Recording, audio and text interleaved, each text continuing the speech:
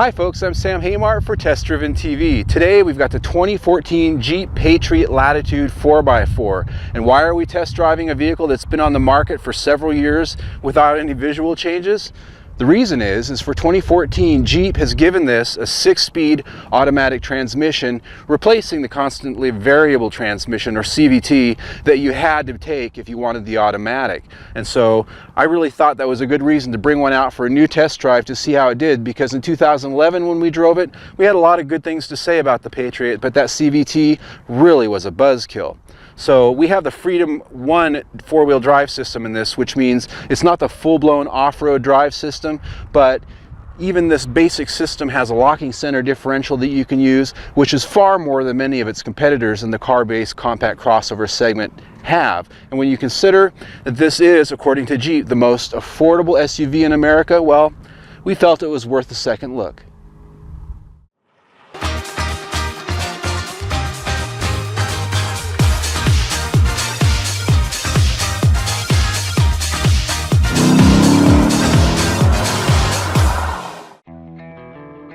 And affordable it is. Starting at a base price of $15,995, the Patriot is built upon Chrysler's last generation front-wheel drive architecture that also shared the Dodge Caliber and still shares the Jeep Compass.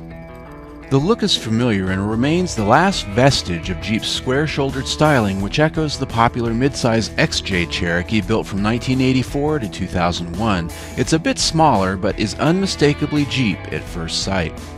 The interior received a healthy makeover in 2011, which raised the bar considerably from previous models. Controls are simple and laid out in a no-nonsense way, keeping it quite simple overall.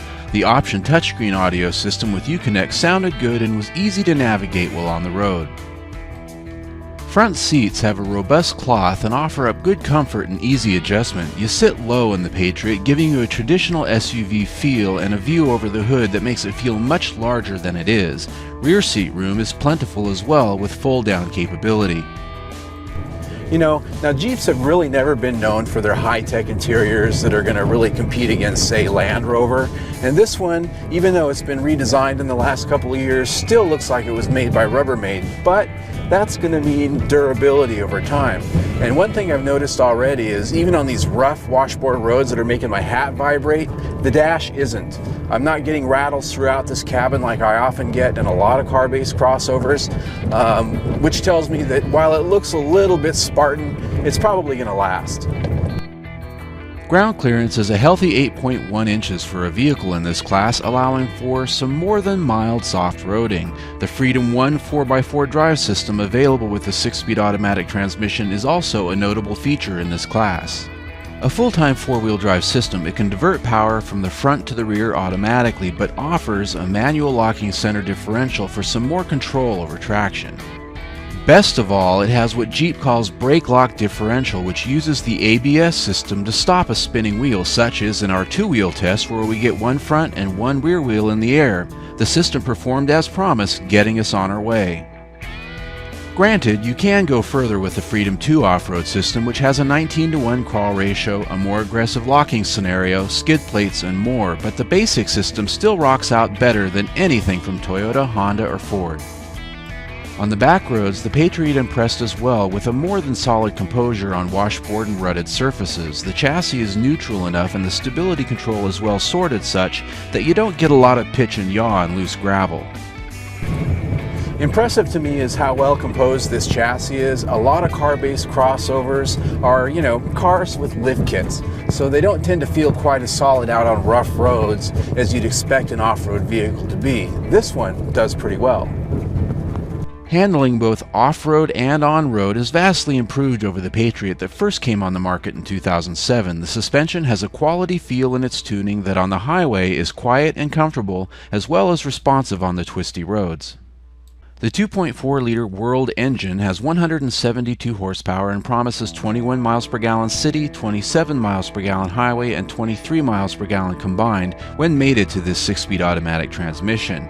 We achieved 24.5 miles per gallon combined in our week with the Patriot, above as promised. Out on the highway, the biggest improvement that really came to this Patriot is this automatic transmission. When I drove the Patriot before, I actually liked it a lot. The handling was good, surprising for its price range, but the CVT just killed the buzz. Of course, that sounds like an oxymoron because it created the buzz. It made that engine sound like a leaf blower. But this thing just has a lot more drivability now.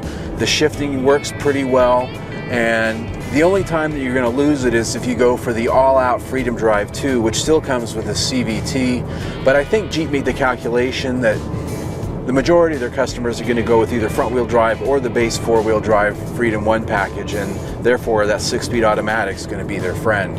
I like it. This engine, while more than adequate in power, remains a box of rocks in sound and refinement. However, it's particularly noisy when cold and thrashy when driven hard. It'll be nice when the latest generation of Chrysler engines makes it to the Patriot. Well folks, as we wrap this up, I can tell you that this is no Jeep Wrangler Rubicon out here on the trail, but it is the Jeep of small car-based crossover SUVs. It does have a lot more off-road cred than anything from Honda or Toyota, Mazda or Hyundai in this size and price range. I did find the quality overall to be very good. It handled a lot better than I expected, and the new 6-speed automatic transmission really makes it a lot more fun to drive. So this week, we give it 4 out of 5 stars. I'm Sam Haymart for Test Driven TV. I hope you enjoyed the ride. If you'd like a more detailed review and photo galleries, log on to activityvehicle.com. Whew. Whew. Whew.